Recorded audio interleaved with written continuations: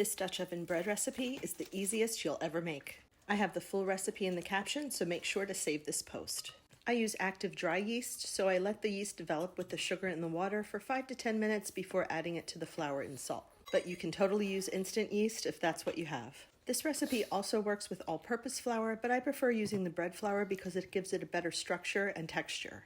I mix the ingredients by hand so that I can feel that the flour is fully hydrated, scraping down the bowl as necessary.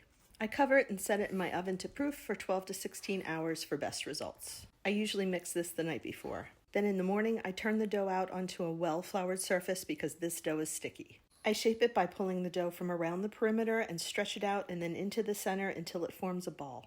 Then I transfer it onto some parchment paper and sprinkle it with the extra flour from the countertop. Then I cover it and let it proof while I heat up my oven to 450 degrees with the Dutch oven inside. Then I cut a vent in the dough with a bread lamb, but you can also use a sharp knife. The bread bakes in the 450 degree oven for 30 minutes, then I remove the lid and let it bake for another 10 to 15 minutes.